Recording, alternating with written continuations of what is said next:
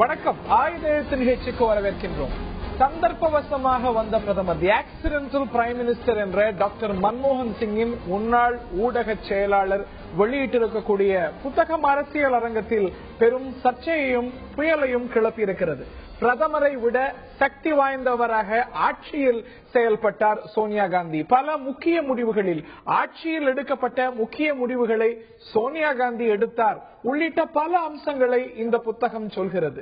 இந்த புத்தகம் விவாதத்துக்கு உட்பட்டிருக்கிறது. எதிர்க்கட்சிகள் தொடர்ந்து சொல்லக்கூடிய குற்றச்சாட்டு இது என்றாலும் கூட சொல்லியிருப்பவர் யார் என்பது முக்கியத்துவம் பெற்றிருக்கிறது. பிரதமருடைய முன்னாள் ஊடக செயலாளர் என்பதனால் இந்த குற்றச்சாட்டுகள், இந்த அம்சங்கள் முக்கியத்துவம் பெறுகிறதா? இது அபாண்டமான ஒரு குற்றச்சாட்டா, ஆதாரமற்றதா? இந்த குற்றச்சாட்டுகள், இந்த அம்சங்கள் வந்திருக்கக்கூடிய நேரம் விவாதத்துக்கு உட்பட்டதா என்பன உள்ளிட்ட பல கேள்விகள் எழுந்திருக்க, இதையே இன்றைய நிகழ்ச்சியில் விரிவாக நாம் அலச இருக்கின்றோம், விவாதிக்க இருக்கின்றோம். முதல் இது பற்றிய ஒரு தொகுப்பினை காட்டும்.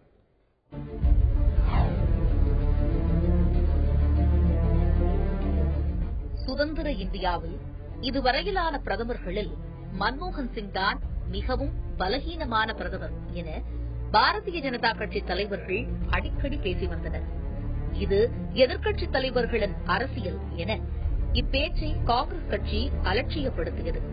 ஆனால் சமீபத்தில் PC பரேக் மற்றும் பிரதமரின் மீடியா அட்வைசராக இருந்த சஞ்சய் பாரு போன்றோர் தங்கள் புத்தகத்தில் விவரித்த சம்பவங்கள் மன்மோகன் சிங்கின் பிரதமர் பதவிக்கால நெருக்கடிகளை வெளியுலகிற்கு அம்பலப்படுத்தியுள்ளது.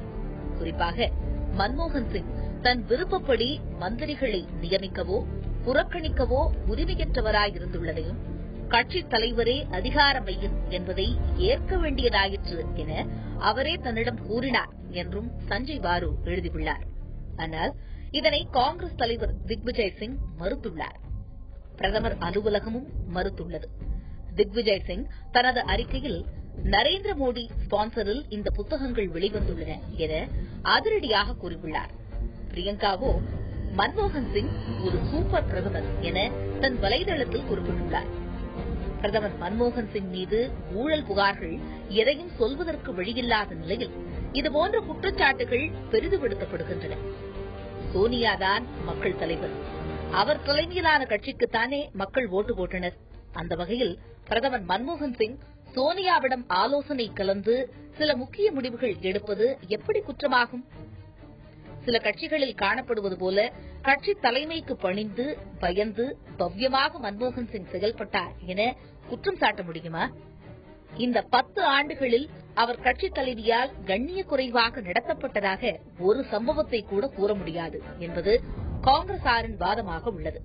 ஆனால் ஒரு பிரதமருக்கு அமைச்சர்களை நியமிக்கவோ புறக்கணிக்கவோ முடியாத நிலைமை, ஊழல் அமைச்சர்களை தடுக்க முடியாமை, தான் நினைத்த வகையில் நிர்வாக கட்டமைப்பை உருவாக்க இயலாமை போன்றவை பலகீனத்தின் வெளிப்பாடுகள்தானே என்பது எதிர்க்கட்சிகளின் வாதம். பிரதமர் மன்மோகன் சிங் கட்டுப்படுத்தப்பட்டாரா?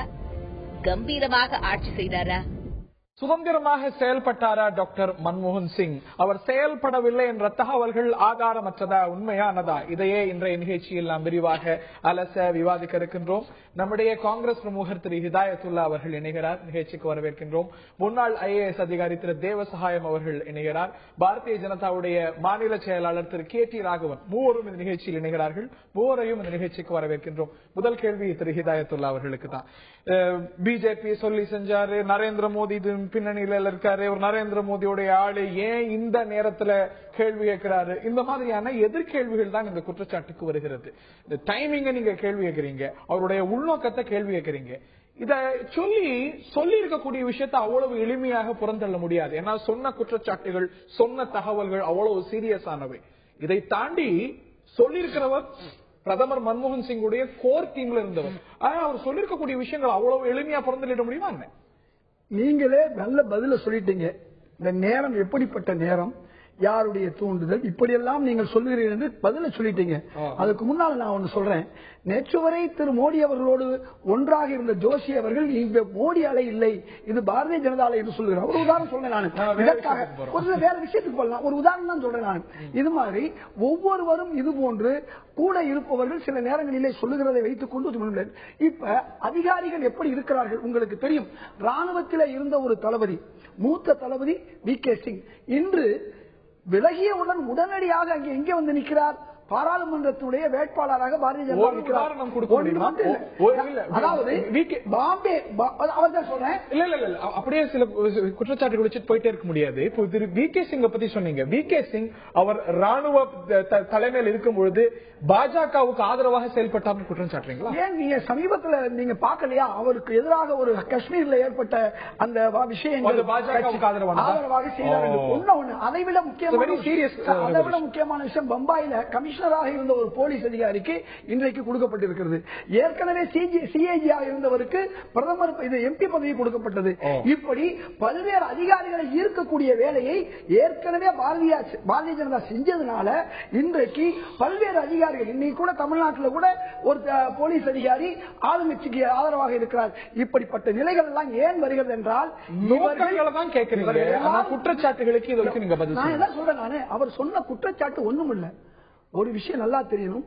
கம்யூனிஸ்ட் நாடுகள்ல அந்த நாட்டினுடைய ஜனாதிபதியாக இருந்தாலும் பிரதமராக இருந்தாலும் கட்சியினுடைய பொது காரியத்துடைய சொல்லிட்டு வரேன்.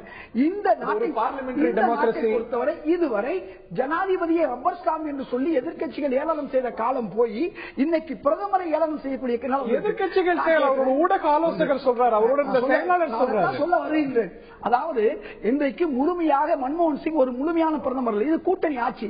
இந்த கூட்டணியுடைய தலைவராக தலைவியாக இருப்பது திருமதி சோனியா காந்தி அவர்கள். நல்லா விளங்கிக் கொள்ளணும். இது ஒரு தனி கட்சி ஆட்சி அல்ல. இப்ப எல்லா கட்சி காமன் மினிமம் புரோகிராம் போல எல்லா கட்சிகளுடைய விஷயங்களை கலந்து ஆலோசித்து ஒரு ஆலோசனையை கேட்பது என்பது தவறல்ல. ஆலோசனை இந்திய அரசியலமைப்பு பார்லிமெண்டரி டெமோக்ரசி கட்சி தலைவர் சொல்லக்கூடியதுதான். பார்ட்டி பிரசிடென்ட் சொல்லல. அப்படி ஒண்ணு சட்டம் இல்ல. அதாவது ஒரு விஷயம் சொல்றேன், ஒரே ஒரு விஷயம் சொல்றேன். திரு வாஜ்பாய் அவர்கள் இன்னைக்கு இந்த தீவிரவாதியை கொண்டு போய் கந்தகாரில் விட்டார் இல்லையா, அது எனக்கு தெரியாதுன்னு சொல்றாரு. அத்வானி எனக்கு தெரியாதுன்னு சொல்றாரு. ஜஸ்வந்த் சிங் தானே செய்தாருன்னு சொல்றாரு. அப்ப ஒரு கூட்டணியில கூட்டணி அல்ல, தன் கட்சியில் இருக்கக்கூடிய சஞ்சய் பாரு அவரே சொல்லி கதைகள்லாம் வேண்டாம் சொல்ல வேண்டியது. நீங்க சொல்லுங்க.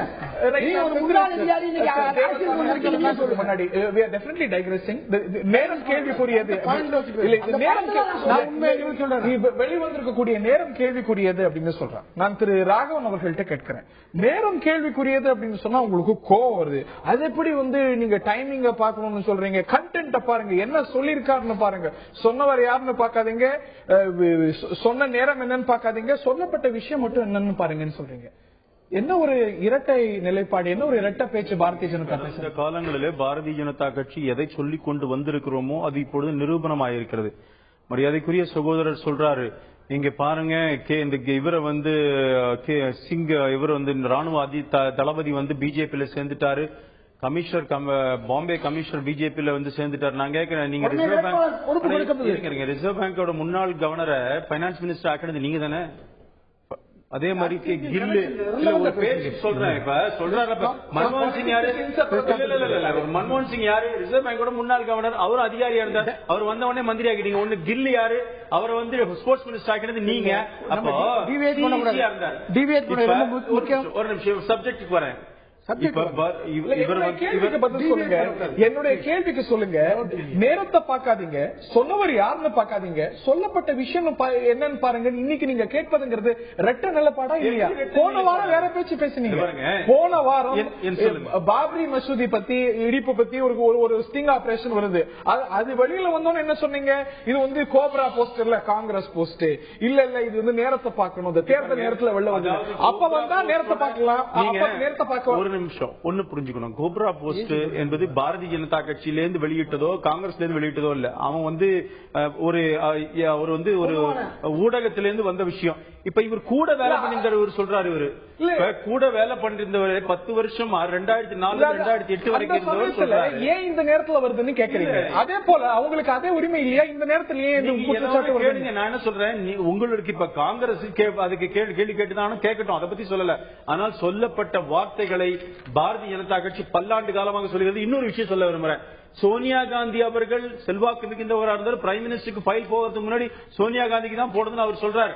நாங்க தான் சொல்றோம் சார், இந்த ஆட்சி நீராடாடியா முடிவு செய்கிறாங்க யார் மந்திரி?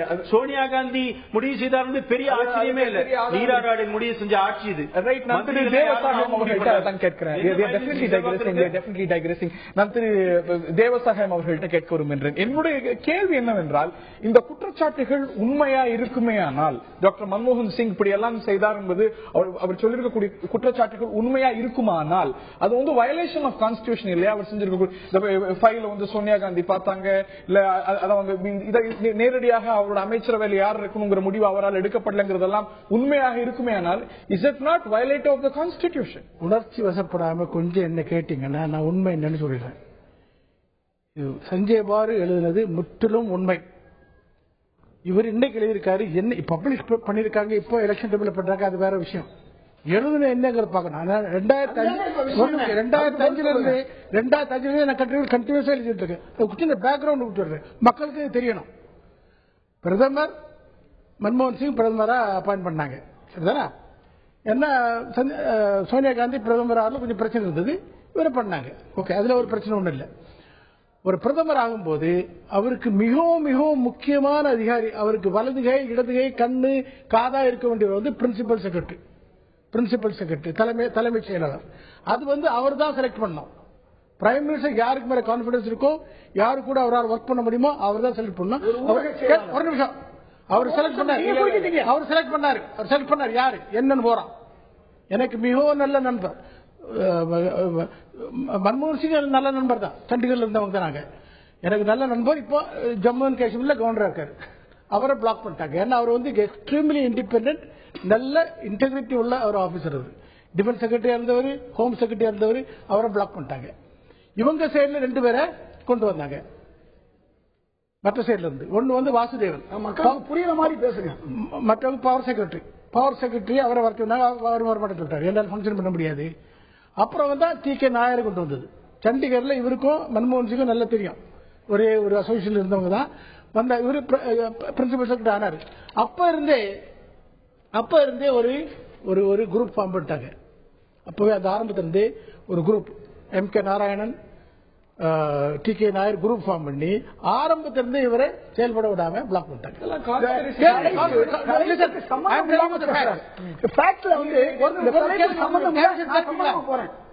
இதுல அரசியல் கிடையாது, ஒண்ணு கிடையாது. முதல் நாள்ல இருந்து பிரதமரை அவர் ஃபங்க்ஷன் பண்ண விடாம பிளாக் பண்ணாங்க. ஆனா அவர் வந்து கொஞ்சம் சுயமரியாதை இருந்திருந்தால் சோனியா காந்தி வரையாரு அந்த காந்தி. நான் கேட்கிறேன் ஒரு நிமிஷம், இவருக்கு மாத்திரம் கொஞ்சம் சுயமரியாதை இருந்திருந்தால் அன்றைக்கே ராஜினாமா பண்ணி வெளியே வந்திருப்பாரு. இவர் சுயமரியாதை இல்லாம 10 வருஷம் அடிமை மாதிரி இருந்தாதான் இவ்வளவு பிரச்சனை வர காரணம். இப்போ ஒரு சின்ன விஷயம், அதாவது ஒரு பிரதமரை, ஒரு முன்னாள் அதிகாரி இவர் இன்னைக்கு அரசியல் பேசிக்கிட்டு இருக்காரு, அரசியல் கட்சி சஞ்சய் பார்மோர் அரசியல் இல்லை. இப்ப நான் என்ன கேட்கிறேன், 2008 விஷயம் மற்றவரை அடிமைங்கிற வார்த்தை பயன்படுத்தும் பொழுது நாம் ஏன் இந்த வார்த்தையை பயன்படுத்த கூடாது? ஒரு விஷயம், 2008 நல்லா பதவியிலிருந்து ஓய்வு பெற்றவர், நல்லா புரிந்து கொள்ளணும்.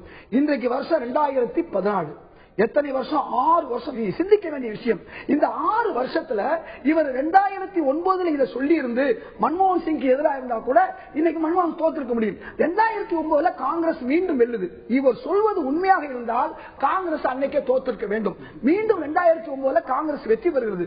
நான் என்ன கேட்கிறேன், 6-7 வருஷம் கழிச்சு இன்றைக்கு சொன்னால் நீ உள்ளபடியே அவர் சொன்னது உண்மையாக இருந்தால் இந்த தேசத்துக்கு எவ்வளவு பெரிய இழப்பீட்டை அவர் செய்திருக்கிறார். இந்த மன்மோகன் சிங் தவறு செய்தவர் என்பதை அன்று சொல்லி இருந்தால் இன்றைக்கு 5 ஆண்டுகள் மீண்டும் அவர்கள் ஆட்சிக்கு வந்திருக்க முடியாது. நான் என்ன கேட்கிறேன், இன்றைக்கு இவ்வளவு பெரிய தவறை செய்த ஒருவருடைய பேச்சை முழுமையாக ஆய்வு செய்யாமல் அதை ஒரு உண்மையாக இன்னைக்கு நாம எடுத்துக்கொண்டு பேசுகின்றோம் அல்லவா?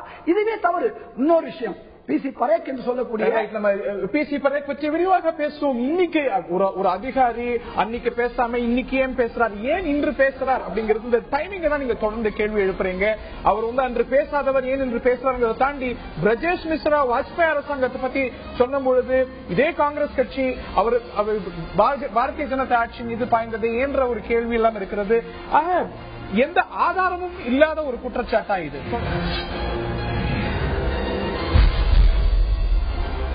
ஆக்சிடென்டல் பிரைம் மினிஸ்டர், சந்தர்ப்பவசமாக வந்த பிரதமர் என்ற டாக்டர் மன்மோகன் சிங்கின் முன்னாள் ஊடக செயலாளர் வெளியிட்டிருக்கக்கூடிய புத்தகம் புயலை கிளப்பி இருக்கக்கூடியது. பிரதமரை விட சோனியா காந்தி சக்தி வாய்ந்தவராக ஆட்சியில் செயல்பட்டார் என்ற ஒரு குற்றச்சாட்டுகள் எல்லாம் இந்த புத்தகத்தில் இருக்கு. இது அபாண்டமானதா இல்ல முகாந்திரங்கள் கொண்டதா என்பதை பற்றி இந்த நிகழ்ச்சியில் நாம் விவாதிக்கிறோம். நான் திரு ஹிதாயத்துல்லா, காங்கிரசின் திரு ஹிதாயத்துல்லா அவர்கள்ட்ட நான் கேட்கிறேன், இதுல சொல்லியிருக்கக்கூடிய அம்சத்தை நம்ம புறந்திட முடியாது. அவர் யாரு, அவர் ஏன் இப்ப வெளியிடுற நேரம், இதை நீங்க கேட்கறீங்க. ஆனா சொல்லி இருக்கக்கூடிய விஷயங்களுக்கு நிச்சயமா பதில் சொல்லணும். அதுக்கு நான் தெளிவா உங்களுக்கு சொன்னேன். என்ன சொன்னேன்னு சொன்னா சொல்லிருக்கக்கூடிய அம்சங்களுக்கு போயிடலாம். அதாவது ஒரு யூபிஏ சேர்பர்சனா இருக்கக்கூடிய அரசினுடைய பொறுப்பில் இருக்கக்கூடியவர் சோனியா காந்தி அனைத்து கட்சிகளுடைய கோரிக்கைகளை ஏற்று இந்த இறுதி முடிவு யார் எடுக்கிறது கேள்வி. அதாவது இறுதி முடிவு பிரதமர் தான். ஆனால் உங்களுக்கு தெரியுமா கேபினெட்டுடைய மீட்டிங் ஏன் நடக்குது? ஏன் பிரதமரே நினைச்சு எல்லாத்தையும் எடுக்கலாம் இல்லையா? அது மாதிரி இந்த மாதிரி சில விஷயங்களை அவர் அரசியல் அமைப்பு சட்டத்துல ஒரே ஒரு வரி சொல்லுங்க.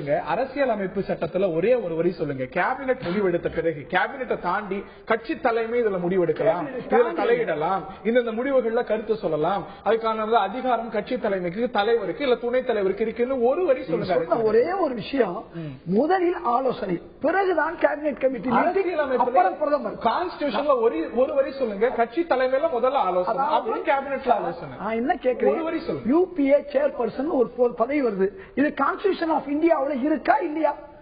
இல்லைன்னு சொன்னா அது ஏன் வந்துச்சு? UPA chairperson constitutional position. நான் என்ன கேட்கிறேன், அவர்கள் ஏன் அந்த ஒரு பொறுப்பு இருக்கும்? பிரதமர் போல நான் என்ன கேட்கிறேன், பிரதமர் அமைச்சர்கள் குடியரசுத் தலைவர் மாதிரி ஒரு கான்ஸ்டிடியூஷனல் அத்தாரிட்டி. பிரதமர் ரொம்ப தெளிவா சொல்றாரு, நான் எனது கட்சியினரும் ஆலோசனை செய்ய வேண்டிய நிலை இருக்கிறது. ஏன்னா கட்சி தான் அறிக்கை வெளியிடுறது. தேர்தல் அறிக்கை யார் வெளியிடுறா? பிரதமராக வெளியிடுறாரு. தேர்தல் அறிக்கை ஒரு கட்சி வெளியிடுகிறது. அந்த கட்சியினுடைய அறிக்கையை அவர்கள் வெளியிட வேண்டிய கட்டாயம். Let's get into the issues. இதுல சொல்லிருக்கக்கூடிய விஷயத்துக்கும் நீங்க பதில் சொல்லி ஆனது. இவரு என்ன சொல்லியிருக்காரு சொல்லுங்க, பதில் சொல்லுங்க. அதாவது தன்னுடைய கேபினெட்ல யார் இருக்கணுங்கிற முடிவை மன்மோகன் சிங்கால எடுக்க முடியல. ராஜா உதாரணத்தை எடுத்து காட்டுகிறார். அந்த முடிவை கட்சி தலைமை, கூட்டணி கட்சிகளுடைய பிரஷர், இதற்கு பணிந்து போகிறார் மன்மோகன் சிங். இது உண்மையா இல்லை என்பதை பற்றியே நம்ம அறியக்கூடாது. ஒருவர் குறை சொல்லும் பொழுது ஒரே ஒரு விஷயம், இது பிசி பரேக் விஷயத்தில் நான் ஒரு முக்கியமான லீடிங் பத்திரிகை வந்துச்சு இல்ல, அதுதான் உதாரணம். அதாவது என் மீது வழக்கு பதிவு செய்ததற்காக நான் நூல் எழுதவில்லை, தூய்மையான அரசு நிர்வாகம் உருவாகம் வேண்டும் என்பதே என் நோக்கம். இப்ப என்ன சொல்றாரு, பதவியை விலகிய ஒருத்தர் அரசியலமைப்பு தன்னுடைய அமைச்சரவை சகாக்கள் யாருன்னு தேர்ந்தெடுக்கக்கூடிய உரிமையை கட்சி தலைவருக்கு கொடுக்குதா, இந்திய பிரதமருக்கு கொடுக்குதா? ஒரே ஒரு விஷயம், ஒரு தனி கட்சியினுடைய ஆட்சி அல்ல. பிரதமர் முழுமையாக ஒரு கட்சி தலைவரும் அல்ல. உதாரணமா தமிழ்நாட்டில் ஒரு முதல்வர் இருக்கிறார்னா அவர் கட்சியினுடைய தலைவர், முதல்வர் முழுமையாக அவர் எடுக்க முடியும். ஆனால் அங்கே பல கட்சிகளை சேர்த்து அவர் எடுக்க வேண்டிய முயற்சி இருக்கிறார். இதுக்கு முன்னாள் வாஜ்பாய் விபி சிங்காக இருக்கும் போதும் மொராஜி தேசாய் இருக்கும் போது இதுதான் நடந்துச்சு. புதிய ஒன்று அல்ல, இது புதிய ஒரு விஷயம் இல்லைனாலும் கூட அரசியலமைப்பு இதைத்தான் விரும்புகிறதாங்கிற கேள்வி இருக்கு. நான் திரு ராகவன் அவர்கள் கேட்கிறேன், இல்ல அதைத்தான் சொல்கிறதா, அதைத்தான் அதன் அடிப்படையில் தான் செயல்படணும் சொல்றதா? திரு ராகவன் அவர்கள்ட்ட நான் கேட்கிறேன், இந்த ஒரு குற்றச்சாட்டை நீங்க அவங்க மேல சுமத்துறீங்க. மன்மோகன் சிங் அவருடைய அமைச்சரவை சகாக்களை யாருன்னு தேர்ந்தெடுக்கிறதுக்கான உரிமை கூட இல்லைங்கிறது பாஜக வைக்கக்கூடிய வாதம். வாஜ்பாய் அரசாங்கம் இதுக்கு விதிவிலக்கா? பாருங்க, கூட்டணி ஆட்சின்னு சொல்லும் பொழுது இப்போ திராவிட முன்னேற்ற கழகத்தோடு இவர்கள் கூட்டணி இருக்கிறார்கள், அமைச்சர் தேர்ந்தெடுக்கணும், திராவிட முன்னேற்ற யாரும் சொல்லுதோ அவங்க தான் பண்ணிருப்பாங்க, அப்படித்தான் பண்ணுவாங்க. இப்ப பிரச்சனை நான் அந்த மாதிரி பார்க்கல. அது ஒரு இஷ்யூ இருந்தாலும் சொன்னாலும் கூட நீங்க சீரியஸான பல விஷயங்கள் சொல்லப்பட்டிருக்கிறது அந்த புத்தகத்துல. தினம் அந்த Pulok Chatterjee, principal secretary to prime minister, தினம் சோனியா காந்திக்கு அந்த தகவல்களை அனுப்புகிறார். அதுக்கப்புறம் கேபினெட்டுக்கு வருதுன்னு சொல்றாங்க. நான் விஷயத்துக்கு நிச்சயமா வரேன். ஆனால் என்னுடைய கேள்வி, மன்மோகன் சிங் வந்து கேபினெட் கொலீக்ஸ் யாரும் தேர்ந்ததுக்கான உரிமை இல்லைன்னு பாஜக விமர்சிக்கும் போது வாஜ்பாய் அரசாங்கம் அதற்கு விதிவிலக்காக இருந்ததா? வாஜ்பாய்க்கு ஒரு டிஸ்மிஸ் செய்யணும், இல்ல ஒருவர் வந்து நீக்கணும்னா அந்த உரிமை. உங்களுக்கு ஒரு விஷயத்தை நினைவுபடுத்த வரேன். செடப்பட்டி முத்தையா கண்டினியூ ஆகலையே. அதுக்கப்புறம் சொன்னமே அதிமுக கூட்டணி சேடப்பட்டி முத்தியோட அந்த இது வரும்பொழுது சேடப்பட்டி முத்தியா வெளில போனாரு. இது நிறைய விஷயம் சொல்ல முடியும். பிஜேபி நிதியமைச்சராக ஜஸ்வந்த் சிங் இருக்கணும்னு அவர் விரும்பினார். ஆனால் RSS அப்படி விரும்பலங்கிறதுனால கிடையாதுங்கிற. நீங்க எப்படி வாஜ்பாய் விரும்பலன்னு சொல்றீங்க? நான் என்ன சொல்றேன், வாஜ்பாயை பொறுத்த வரைக்கும் நரேந்திர மோடியை பதவியை விட்டு நீக்கணும்னு விரும்பினார் வாஜ்பாய். ஆனால் அவரால் எதுல சொன்னாங்க அந்த மாதிரி இல்ல. நானே அந்த யூடியூப்ல வீடியோ ஃபுட்டேஜ் பாத்துருக்கிறேன். பாருங்க, நரேந்திர மோடியை செய்ய நினைத்தார் வாஜ்பாய், ஆனால் அவரால் செய்ய முடியலங்கிற ரெவலேஷன் வேற யாராலும் செய்ய முடியல. கேபினட் மினிஸ்டர் யார் வரணும் முடிவு செய்யும் பொழுது நீங்க முன்னூறு முதலமைச்சரை பத்தி பேசிட்டு இருக்கீங்க. முதலமைச்சர் கட்சி அங்கே முடிவு செய்கிறது. அங்க சட்டமன்ற உறுப்பினர்கள் சேர்ந்து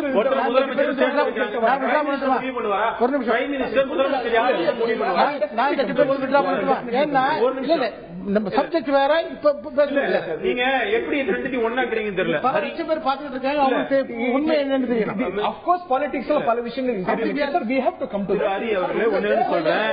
நீங்க நரேந்திர மோடி சப்ஜெக்ட் பேசினா அது எப்படி பிரதம மந்திரிக்கு நரேந்திர மோடி ஒரு மாநிலத்தின் முதலமைச்சர் அந்த சட்டமன்ற உறுப்பினர்கள் தேர்ந்தெடுக்கணும். பிரைம் மினிஸ்டர் நினைச்சா ஒரு முதலமைச்சர் சாக் பண்ண முடியுமா?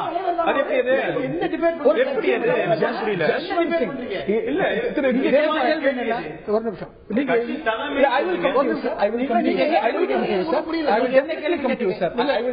நீங்க என்ன கேள்வி கேட்டீங்கன்னா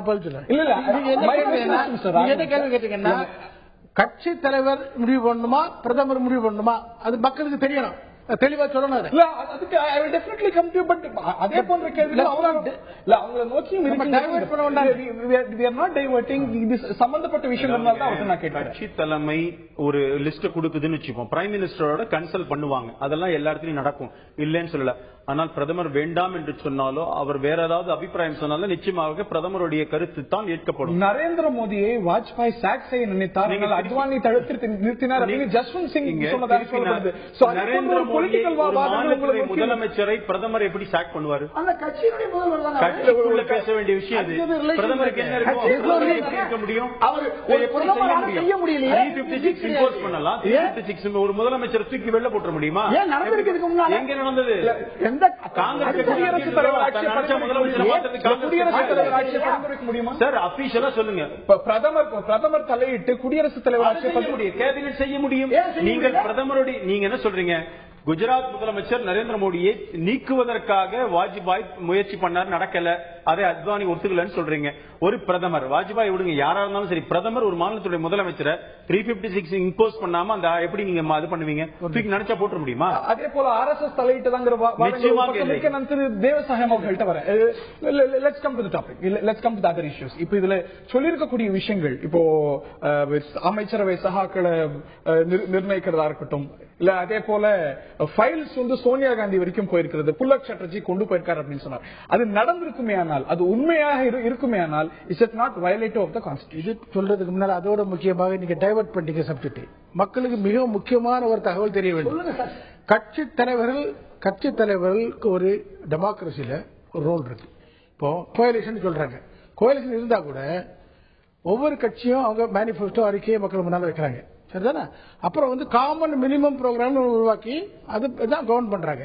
அந்த காமன் மினிமம் ப்ரோக்ராம்ல என்ன இருக்கோ அதுல கொள்கை அளவு எடுக்கிறதுக்கு முன்னால கட்சி தலைவர்களை கலந்து ஆலோசிக்க வேண்டும்.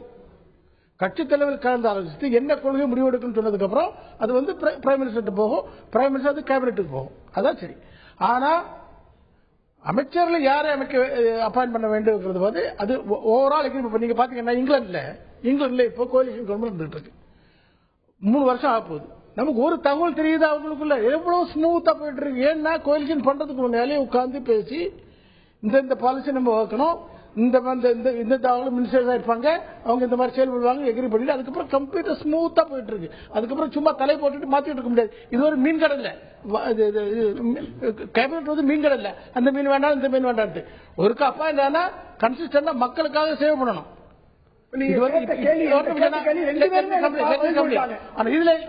முக்கியமான விஷயம். 2 பேருமே இல்ல இதுல என்ன நடந்ததுன்னா பிரதமருக்கு அந்த அதிகாரம் கொடுக்கப்படாம பேக் சீட் டிரைவிங் நடந்துகிட்டு இருந்தது. இந்த நேஷனல் அட்வைசரி கமிட்டி ஒன்று உருவாக்கி ஒரு பேரலல் கவர்மெண்ட் கேபினெட் மாதிரி உருவாக்கி அங்கிருந்து உத்தரவு போடுறது மாதிரி ஒரு லிங்க் பண்ணி உண்டாக்கி வச்சுக்கிட்டு இருந்தாங்க. அப்படி அது ஒண்ணு பண்ணாங்க. ரெண்டாவது பிரைம் மினிஸ்டர் ஆபீஸ்ல கூட பிரைம் மினிஸ்டர் அவர் செலக்ட் பண்ணாத ஆபீஸ் அப்பாயிண்ட் பண்ணாங்க. அமைச்சர்ல போட்டு பிரஷர் போட்டு அவங்க என்ன எந்த அமைச்சர் சொல்றாங்களோ அவங்களை போட்டு பண்ணிட்டு இருந்தாங்க. அதாவது ஜனநாயக ரீதியில ஒண்ணுமே செயல்படவில்லை. எல்லாமே நீங்க கோலிஷன் பண்ணீங்கன்னா மற்ற உலகத்துல மற்ற நாட்டுல கோலிஷன் இருக்கு. கோலிஷன்ல ஒரு என்னுடைய கேள்வி, is it violative of the constitution? Next one, it is violative of the constitution, completely violative. ஏன்னா கான்ஸ்டிடியூஷன்ல அரசியல் கட்சிகளுக்கு ஒரு இடமே கிடையாது. கான்ஸ்டிடியூஷன்ல கேபினெட்டுக்கும் பிரைம் மினிஸ்டருக்கும் தான் இடம், அரசியல் கட்சிக்கு இடம் கிடையாது. கேபினெட், பார்லிமெண்ட் இதையெல்லாம் தாண்டி ஒரு சூப்பர் பவர் இருந்திருக்கிறதாங்கிற ஒரு கேள்வி இருக்கு. வயலேட்டிவ் ஆஃப் த கான்ஸ்டிடியூஷன், அரசியலமைப்பு சட்டத்தை மீறின விஷயம் என்று சொன்னாலும் கூட இந்த ஒரு புத்தகம் அதற்கு ஆதாரம் கொடுக்கிறதா இல்ல வெறும் குற்றச்சாட்டுகளை மட்டுமே வைக்கிறதா? சஞ்சய் பாரு என்ற டாக்டர் மன்மோகன் சிங் உடைய முன்னாள் ஊடக செயலாளர் எழுதியிருக்கக்கூடிய ஆக்சிடென்டல் பிரைம் மினிஸ்டர் என்ற புத்தகம் தான் பெரிய சர்ச்சையை கிளப்பி இருக்கிறது. மன்மோகன் சிங்கை காட்டிலும் சக்தி வாய்ந்தவராக சோனியா செயல்பட்டார் உள்ளிட்ட பல அம்சங்கள் இடம்பெற்றிருக்க ஏன் இந்த நேரத்தில் வருகிறது என்று காங்கிரஸ் கேட்கிறது. நேரத்தை பார்க்காதீங்க, சொன்ன விஷயங்களை பாருங்க என்று எதிர்கட்சிகள், பாஜக உள்ளிட்ட கட்சிகள் சொல்கிறது. நான் திரு ஹிதாயத்துல்லா அவர்கள்ட்ட கேட்க விரும்புகின்றேன். இருவருமே சொல்றாங்க இது வயலேட்டிவ் ஆஃப் த கான்ஸ்டிடியூஷன், அதாவது அரசியலமைப்பை மீறக்கூடிய செயல். இது உண்மையாக இருக்குமே ஆனால் இது குற்றச்சாட்டுகள். அவர்கள் கடைசியாக சொன்ன வார்த்தை ஒண்ணு என்ன சொன்னாங்க, அதாவது கூட்டணி தர்மம் என்பது அந்த கூட்டணி கட்சிகளை கேட்டுவிட்டு தான் யாரை நியமிக்க வேண்டும் என்பதையும் பிரதமர் முடிவு செய்யணும். இந்த கேட்கறதே நீங்க கான்ஸ்டிடியூஷனுக்கு எதிர்ன்னு சொல்லக்கூடாது. ஒண்ணு. ரெண்டாவது, இந்த சஞ்சய் பாரு என்ன வார்த்தை சொன்னார், நீங்க சொன்னீங்க ஆக்சிடென்டல் பிரைம் மினிஸ்டர் சொன்னாரு. விபத்து பிரைம் மினிஸ்டர் போய் இவர் 4 வருஷம் அதிகாரியா இருக்கலாமா? அப்பவே இவர் தவறு செய்யறாரு. இவருக்கு தெரியுது விபத்தால் பிரைம் மினிஸ்டர் ஆகிறாரு. ஆனா 4 வருஷம் இவர் போய் அவர்கிட்ட வேலை பார்க்கிறாரு. 2008க்கு பின்னாலே அவர் அன்னைக்கே இந்த வார்த்தையை சொல்லியிருக்கணும், அல்லது ஆட்சியில் இருக்கும் பொழுது அல்லது வேலை பார்க்கும்போது சொல்லியிருக்கணும். ஏறத்தாழ 8 வருஷம் கழிச்சு மோடி அவர்களுக்காக வேண்டி இதை சொல்லுவது மாதிரி இருக்கிறது மட்டுமல்ல, பிசி பனேக் சொன்ன ஒரு வார்த்தையை நீங்க, அதாவது ஒரு அதிகாரி துறைகளிடையே நடந்த ரகசிய கடித போக்குவரத்து ஆகியவற்றை எழுதியுள்ளேன்னு பிசி பனேக் சொல்றாரு. ரெண்டாவது சொல்றாரு, அதாவது அந்த கோபத்தில் அவர் பதவியில் இருந்தபோது நடந்தவற்றை புத்தமாக எழுதி உள்ளார் என்று யார் சொல்றார்? Cabinet secretary T R Subramanian சொல்றாரு. அது மட்டும் சொல்லல, அதை மட்டும் சொல்ல, இந்த நூலை பாரதிய ஜனதா கட்சி அரசியல் ஆதாயத்துக்கு நிச்சயம் பயன்படுத்தும். சட்ட ரீதியாக இந்த நூல் எந்த தாக்கத்தையும் ஏற்படுத்த வாய்ப்பில்லை. நான் என்ன கேட்கிறேன், ஒரு முன்னாள் அரசினுடைய தலைமைச் செயலாளர் சொல்லக்கூடிய வார்த்தை. ஆமா, நான் படிச்சு சொல்றேன் உங்களுக்கு. இப்ப இது ஒரு முக்கிய பத்திரிகையுடைய செய்தி. அந்த பறைக்கு என்ன சொல்லி இருக்காரு தெரியுமா? நான் அரசினுடைய ரகசிய கடிதங்களை நான் வெளியிட்டு இருக்கிறேன். நான் கேட்கிறேன், செய்யலாமா? ஒரு ரகசிய கடிதம் என்பதை ஆட்சியில இருக்கும் போதும் ஆட்சிக்கு வெளியே சென்றவுடன் இதே வி கே சிங் நேற்று நடந்த சொல்றாரு. ஒன்னு சொல்றாரு, ஒரே ஒரு விஷயம் பிசி பரேக் பத்தி குறிப்பிட்டீங்க. இந்த புத்தகத்தை பொறுத்த வரைக்கும் இருவேறு புத்தகங்கள். சஞ்சய் பாருடைய புத்தகத்துல புல்லக் சாட்டர்ஜி பிரின்சிபல் செக்ரட்டரியா இருந்தவர் பல விஷயங்களை சோனியா காந்தியோட டிஸ்கஸ் செய்தார். அவருடைய பாஸ் மன்மோகன் சிங், சோனியா காந்தி. இப்ப நான் அதைத்தான் நான் சொல்றேன், டிஸ்கஸ் பண்ணுவது என்பது அரசியல் சட்டத்துக்கு எதிரானது அல்ல. ஒரு கட்சியுடைய பிரதமர் அலுவலக அதிகாரிக்கும் அவர் பிரின்சிபல் செக்ரட்டரி ஒரே ஒரு கட்சி தலைவருக்கு என்ன சம்பந்தம்? உலகத்துக்கே தெரியும் என்ன தெரியும், கட்சி தலைவருக்கும் அதிகாரிக்கும் என்ன சம்பந்தம்? கட்சிக்கும் அதிகாரிக்கு சம்பந்தமே இல்லைன்னா ஆட்சி கிடையாது. இதுல என்ன பெரிய விஷயம் இருக்கு? நான் என்ன கேட்கிறேன், ஒரு விஷயத்தை பிரதமர் பிரதமர் அலுவலக அதிகாரிகள் சோனியா காந்திக்கும் ரிப்போர்ட் செய்ய கடமைப்பட்டவர்கள். என்ன கேட்கிறேன், அதிகாரிகளிடம் சாதாரண பொதுமக்கள் பேச முடியுமா முடியாதா? ஒவ்வொரு நாளும் அதிகாரிகளை மக்கள் சந்திக்கிறார்களா இல்லையா? அப்ப அதிகாரிகள் மக்களை சந்திப்பதும் மக்கள் அதிகாரிகளை சந்திப்பதும் தவறு என்றால் சோனியா காந்தி விஷயத்துல மட்டும் நீங்க தவறு சொல்றீங்க. ஒரே ஒரு விஷயத்தை முடிச்சுக்கிறேன். திரு ஏ கே அந்தோணி அவர்களை பற்றி திரு வி கே சிங் என்ன சொன்னார் தெரியுமா? வேட்பாளர் ஆன பின்னால ஏ கே அந்தோணி அப்பழுக்கற்றவர், நேர்மையானவர் சொன்னாரு. அந்த ஏ கே அந்தோணியை திரு மோடி அவர்கள் என்ன சொல்றாரு? AK-47 சொல்றாரு. அப்ப அதாவது எதிர்கட்சிக்கு போன பின்னால கூட என்ன சொல்றாரு வி.கே. சிங் தளபதி அந்தோணி சிறப்பா சொல்றாரு. அப்ப இதுக்கு என்ன காரணம்? அப்ப அதிகாரிகள் பாராட்டுவதும் அதிகாரிகளை மக்கள் சந்திப்பதும் மக்கள் அதிகாரிகளை சந்திக்கும் போது சோனியா காந்தியை சந்திக்க கூடாது. நீங்க புலோக் சட்டத்தை பற்றி பேசுனீங்க, நான் தெளிவா சொல்லிடுறேன். கொள்கையை பற்றி டிஸ்கஸ் பண்ண வேண்டுமானால் புலோக் சட்டத்துக்கு டிஸ்கஸ் பண்றதுக்கு ஒரு அர்ஹதையும் கிடையாது, பண்ணவும் கூடாது. அப்படியே பண்ண வேண்டுமானால் பிரதமர் தான் கட்சி தலைவர்கிட்ட போய் டிஸ்கஸ் பண்ணணும். Buloke Chatterjee has no business to discuss policy or anything. அவருக்கு டியூட்டி பிரைம் மினிஸ்டர் மக்கள் இல்ல, சோனியா காந்தி மக்கள் இல்ல, சோனியா காந்தி மக்கள் இல்ல, அதை லிங்க் பண்ணாங்க. அதாவது புலோக் சட்டத்துக்கு அதிகாரிகளுக்கு போறோம், அதிகாரிகளுக்கு வேறங்க மிக்ஸ் பண்ணாது. நீங்க ஒரு அதிகாரியா தெரியாம பேசுறீங்க. ஒரு அதிகாரியா இருக்கும்போது கொள்கை முடிவுலாம் ஒன்று சொல்லிடுவாங்க. நீங்க வந்தீங்கன்னா ஏன் சொல்ல வேண்டிய சொல்ல முடியாது. நீங்க அதை மிக்ஸ் பண்ணாதீங்க, தேவையில்லாம் மிக்ஸ் பண்ணாதீங்க. புலோக் சாட்டர்ஜி அவருக்கு டியூட்டி பிரைம் மினிஸ்டர் பிரீஃப் பண்ணி பிரைம் மினிஸ்டருக்கு நோட் போட்டு அவர்கிட்ட இருந்து ஆர்டர்ஸ் வாங்குறது அவருக்கு வேலை. அவர் நேரே சோனியா காந்தி கிட்ட போய் வேற யார்ட்டையும் போய் டிஸ்கஸ் பண்ணவே கூடாது. அது முற்றும் தவறான ஒரு செயல். சொல்றாரு. இது மாத்திரம் இல்லங்க, சைச்சின் விஷயத்திலேயே சோனியா காந்தி அவர்கள் தான் முடிவு பண்ணாங்க. ஜெனரல் ஜே சிங்கோட உட்கார்ந்துன்னு அதுல அவர் சொல்லியிருக்கிறார். இதையெல்லாம் பார்க்கும் பொழுது சட்டப்படி நீங்க அரசியலமைப்பு சட்டத்தில் இருக்கிறான்னு கேட்டீங்க. இன்றைக்கு இது இல்லை, இது தவறு, பரோஸ் சொல்றது தவறு என்று சொன்னால் இவர்கள் உடனடியாக இன்வெஸ்டிகேட் பண்ணுங்க, கமிஷன் போடுங்க, இன்வெஸ்டிகேட் பண்ணுங்க. ஏன்னு சொன்னால் இரண்டு பேருடைய நிலைப்பாடுமே, அந்த புலோக் சாட்டர்ஜியா இருந்தாலும் சரி, சோனியா காந்தியா இருந்தாலும் சரி, இது section 5 of official secrecy act violate பண்ணது. ரெண்டு பேர் மேலே நடவடிக்கை எடுக்கணும். இவங்களுக்கு கூட அதிகாரிகளுக்கு கூட service all India service conduct rules இருக்கு. வெளியிட்டிருக்க கூடாது. இவங்க பாரேக்கும் இந்த விஷயங்களை நீ வெளியிட்டிருக்க கூடாது. அப்படி சொல்லுங்க. அப்படி உண்மையா விசாரிங்க. நான் என்ன சொல்றேன், இவ்வளவு கஷ்டம் சொல்றீங்க, நீங்க விசாரிங்க. ஏன்னா கான்டாக்ட் ரூல்ஸ் இருக்கு, சர்வீஸ் கான்டாக்ட் ரூல்ஸ் இருக்கு. முதுகுல குத்திட்டாரு, தவறு செஞ்சுக்கிட்டாரு, துரோகம் செஞ்சுட்டாரு, நான் கேட்கிறேன். அது நடக்கும் போது நான் என்ன கேட்கிறேன், ஏன் வழக்கு போடாம பதில் இருக்க கொடுத்துட்டு தேவசகாயம் அதிகாரிகளுக்கு ஆதரவா பேசினாரு இல்லையா? நான் என்ன சொல்லி முடிச்சுக்கிறேன். அதாவது தேவசகாயம் அதிகாரிக்கு ஆதரவா பேசினாரு. இந்த அதிகாரி போய் திரும்ப சோனியா காந்தி போய் கேட்கலாமா? நான் கேட்கிறேன். கேட்க அன்னைக்கு ராஜினாமா பண்ணிருக்க வேணாமா? அப்ப என்ன காரணம் 4 வருஷம் அங்க இருந்தது? நான் கூட மரியாதைக்குரிய திரு தேவசகாயன் சொன்னது போல ஒரு பிரதமர் இப்படி இருப்பார் என்று சொன்னா ராஜினாமா செஞ்சிருக்கணும்.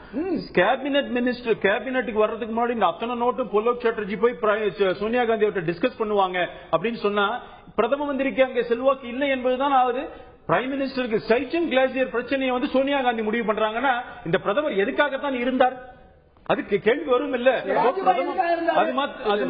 இன்றைக்கு காங்கிரஸ் இவ்வளவு பேசுறாங்க, காங்கிரஸ் பேசுறாங்க definitely it's violation of official secrecy act. நடவடிக்கை எடுங்க. சோனியா காந்தி மேல நடவடிக்கை எடுக்கணும், அந்த புலோக் சாட்டர்ஜி மேல நடவடிக்கை எடுக்கணும்.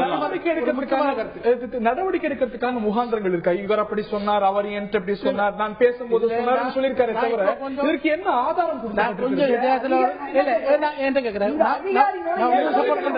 இந்த இதுல நான் இவரு கொஞ்சம் சப்போர்ட் பண்றேன். இவர் 2008க்கு அப்புறம் இங்க கிடையாது, பிரைம் மினிஸ்டர் ஆபீஸ்ல கிடையாது சஞ்சய் பாரு. புலோக் சாட்டர்ஜி வந்தது 3 வருஷம் தான் ஆச்சு. புலோக் சாட்டர்ஜி ஃபைல கொண்டு போனார், பேசினார். இவருக்கு எப்படி தெரியும்? எக்ஸாக்ட்லி. அது ஒரு டவுட்ஃபுல் பாயிண்ட் தான் இருக்கு. அவர் அப்ப பிஎம்ஓல கிடையாது, யாரோ சொல்லியிருக்காங்க இவர்கிட்ட. அதாவது செகண்டரி தேர்ட் தான் இது ஒண்ணு. இவர் இந்த சயாத்தின் பற்றி பேசினார். இன்னைக்கு தான் எனக்கு ஆர்டிகல் CNN IBM வெப்சைட்ல பாருங்க இருக்கு, பெரிய ஆர்டிகல் இருக்கு. அது என்ன 2005 இவங்களுக்குள்ள ஏற்பாடு, அமெரிக்காவும் மற்றவங்களை சேர்ந்து எப்படியாவது சியாச்சின் கிளேசியரை வெக்கேட் பண்ணி போயிட்டு பாகிஸ்தான் டேக் ஓவர் பண்ணிட்டு அது ஒரு சூழ்ச்சி பண்ணி பண்ணாங்க.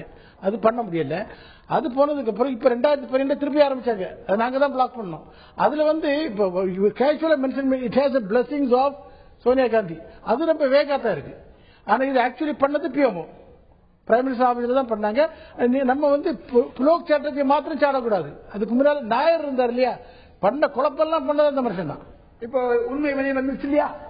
தெளிவா அதிகாரிகள் செய்த தவறுகள், அந்த அதிகாரிகள் இருக்கும் பொழுது அவர்கள் இது மாதிரி அரசியல் சட்டத்திற்கு எதிராக இருந்தால் அவர்கள் ராஜினாமா செய்திருக்க வேண்டும்.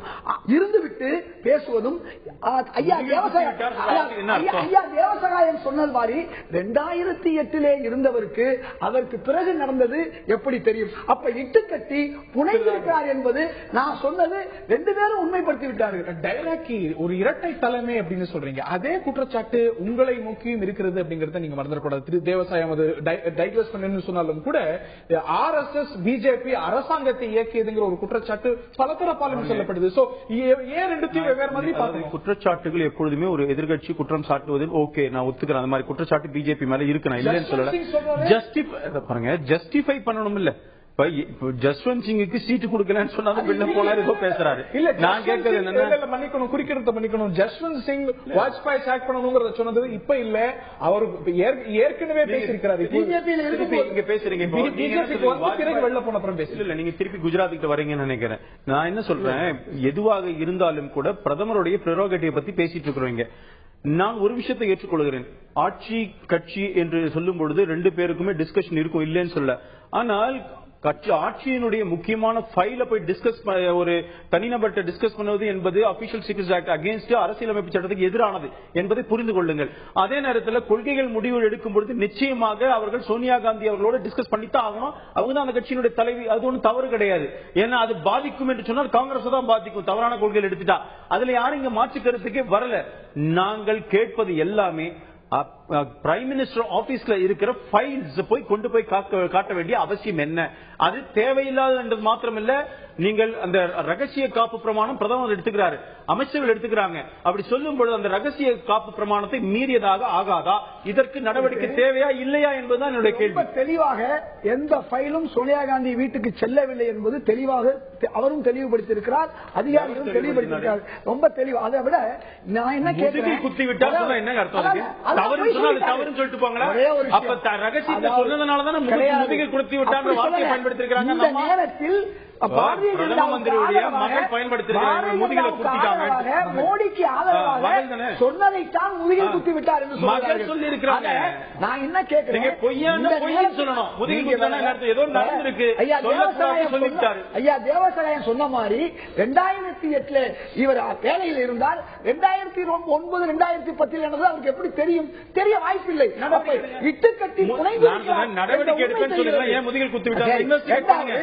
நடவடிக்கை எடுக்க தெளிவா வந்து நான் தான் ரகசிய பயிர்களை கொண்டு போனேன் என்று சொல்றாரு. எங்கே கன்ஃபியூஸ் பண்றீங்க?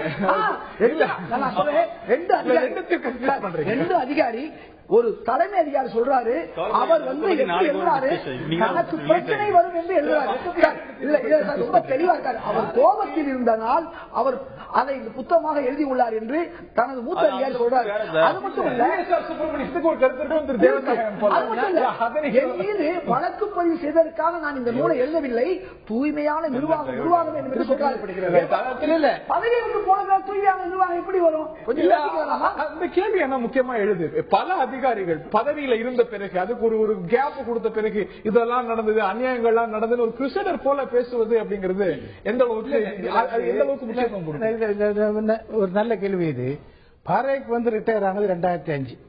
ஆனா பாரேக் வந்து secretary to the government of India, privy to all secrets.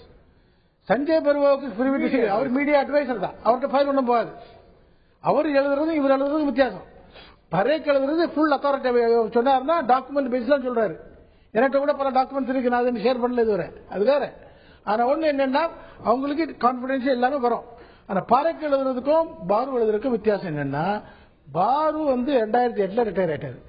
Our re-employment try பண்ணி பார்த்தாரு, கிடைக்கல. விரக்தி இருக்கு, கொஞ்சம் விரக்தி இருக்கு. ஆனா பாரேக்கு அந்த விரக்தி கிடையாது. பாரேக்கு என்னன்னா அவன் பாசிட்டிவா தான் சொல்லியிருக்காரு. பாரேக்கு அவர் என்ன எழுதியிருக்காருன்னா, நம்ம ரிஃபார்ம்ஸ்க்கு வந்து எல்லாம் உடந்தையாதான் இருந்தாரு. பிரைம் மினிஸ்டர் உடனே இருந்தாரு. பிட்டிங், அந்த டெண்டரிங் எல்லாம் கம்ப்ளீட்டா ஸ்ட்ரீம்லைன் பண்றது எல்லாமே நான் நோட் போட்டு கொடுத்தேன். பிரைம் மினிஸ்டர் பண்ணணும்னு சொன்னாரு. ஆனா இடையில தசரி நாராயண ராவ் அந்த சிபு சோரன் எடுத்து பண்ண பண்ணிட்டாங்க. அவர் 2 பேரும் டிஸ்மிஸ் இல்ல. அதாவது பிரைம் மினிஸ்டர் ஸ்ட்ராங்கா இருந்திருந்தா இவங்க 2 பேரும் உடனே வெளியே தள்ளிட்டு அவர் இன்வால்வ் பண்ண வேண்டாமா? வீக் பிரைம் மினிஸ்டர் அர்த்தம் தானே. ஸ்டேட் தான் தாசரி நாராயண ராவ், அவரை கூட எடுக்க முடியாது. பிரைம் மினிஸ்டர் முன்னாடி இவங்க யாரு? முக்கியமான விஷயம், ரொம்ப தெளிவான விஷயம். 2 பேருமே முதல் யூபிஏல பணி செய்தவர்கள். 2009க்கு முன்னால் இருந்தவர்கள். 2009க்கு பின்னால் தான் பல விஷயங்கள் வெளியே வருகிறது. அது 2G இருக்கட்டும், கோல்கேட்டா இருக்கட்டும். நான் என்ன கேட்கிறேன், குற்றத்துக்கு உள்ளான காலங்கள், குற்றச்சாட்டுக்கு உள்ளான காலங்கள் யூபிஏ வரல. நான் என்ன கேட்கிறேன், அந்த மாதிரி ஒரு சூழல்ல இவர்கள் இதை எழுத வேண்டிய இந்த காலம் கழிந்து எழுத வேண்டிய அவசியம் என்ன? இதுவே நாட்டுக்கு எதிராக அவர்கள் தேசத்துறக செயல்களில் ஈடுபட்டு இருக்கிறார்கள். அப்படிப்பட்ட அதிகாரிகள் மீது நீங்க சொல்ற மாதிரி அவர்கள் மீது விசாரணை நடத்தப்பட வேண்டும். சம்பந்தப்பட்ட எல்லாரும் மீது விசாரணை நடத்தப்பட வேண்டும். எங்களை பொறுத்தவரை இருவேறு கருத்து இல்லை. இது சுமத்தப்பட்டிருக்கக்கூடிய டைமிங் நேரமும் கேள்விக்குரியது அப்படின்னு சொல்லும் பொழுது இந்த நேரத்தை தாண்டி சொல்லப்பட்ட விஷயங்களை பார்க்கணுமா, நேரத்தையும் கருத்தில் எடுத்துக்கணுமாங்கிற கேள்வியும் எழுந்திருக்கிறது. இந்த நேரத்தை நேர்கள்ட்டையும் கேட்டிருந்தோம். மன்மோகன் சிங்கின் முடிவுகள் மற்றவர்களால் எடுக்கப்பட்டனவா, நீங்கள் என்ன நினைக்கிறீங்க, உங்களுடைய கருத்து என்ன என்று நேர்களிடம் கேட்டபொழுது நேர்களுடைய பார்வை இது.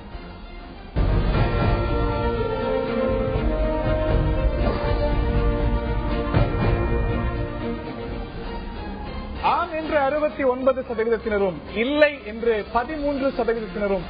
இது எல்லாத்துக்கும் நடக்கிறதா, எல்லோருக்கும் பொருந்தும் என்று 18% தங்களுடைய பார்வைகளை பதிவு செய்திருக்கிறார்கள். இந்த நேரத்தை நாம் கேள்வி கேட்கணுமா, சொல்லப்பட்டிருக்கக்கூடிய குற்றச்சாட்டுகளுக்கு மட்டுமே நாம் அதை மட்டுமே விவாதத்துக்கு உட்படுத்தணுமா, இது மற்ற கட்சிகள் இந்த இரட்டை தலைமை இதற்கெல்லாம் விதிவிலக்கா என்பன உள்ளிட்ட பல கேள்விகள் தொடர்ந்து எழுந்திருக்க இந்த தருணத்தில் நாம் நிகழ்ச்சியை நிறைவு செய்தாகணும். இந்த நிகழ்ச்சியில் பங்கு பெற்ற திரு KT ராகவன், திரு தேவசகாயம், அதே போல திரு ஹிதயத்துல்லா மற்றும் பார்த்த நேயர்களுக்கு நன்றி தெரிவித்து விடைபெறுகின்றோம். வணக்கம்.